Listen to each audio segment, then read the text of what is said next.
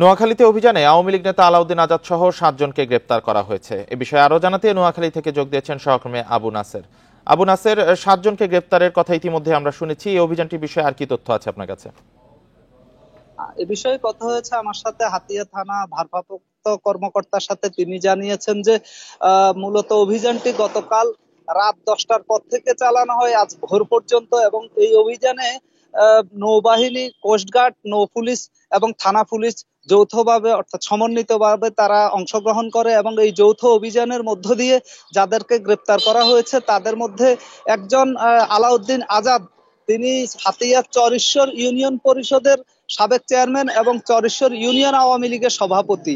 এছাড়া অভিযান চালানো হয়েছে হাতিয়ার বিভিন্ন ইউনিয়নে, বিশেষ করে নিঝুমদ্বীপ, চরেশ্বর সহ আশপাশের একাধিক ইউনিয়নে অভিযান চালিয়ে মোট 7 জনকে গ্রেপ্তার করা হয়েছে। তো পুলিশের পক্ষ থেকে জানানো হয়েছে এবং যৌথ বাহিনীর পক্ষ থেকে জানানো হয়েছে যাদেরকে গ্রেপ্তার করা হয়েছে অর্থাৎ 7 জনের বিরুদ্ধেই বিভিন্ন অভিযোগ রয়েছে। বিশেষ করে সাম্প্রতিক সময়ে নাশকতামূলক কর্মকাণ্ডের মধ্য দিয়ে অস্থিতিশীল পরিবেশ তৈরির পরিকল্পনা করছেন বলে তারা এমন অভিযোগ রয়েছে আইন শৃঙ্খলা বাহিনীর কাছে, এবং এই অভিযোগের প্রেক্ষিতেই মূলত তাদেরকে গ্রেপ্তার করা হয়েছে। এবং গ্রেপ্তারের সময় তাদের কাছ থেকে বেশ কয়েকটি ধারালো অস্ত্র অর্থাৎ দেশীয় অস্ত্র উদ্ধার করা হয়েছে। এর মধ্যে ছোরা রয়েছে, কুঠার রয়েছে এবং হাতলযুক্ত ধারালো অস্ত্র রয়েছে।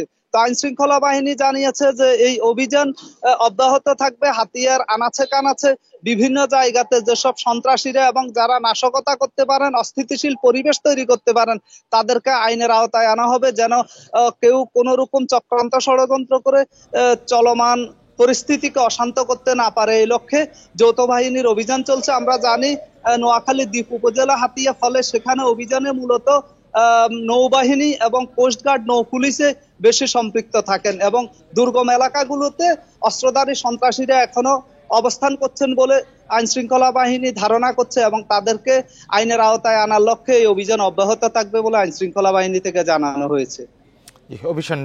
অভিযান অপারেশন ডেভিল হান্টের বিষয়ে জানাচ্ছিলেন নোয়াখালী থেকে সহকর্মী আবু নাসের।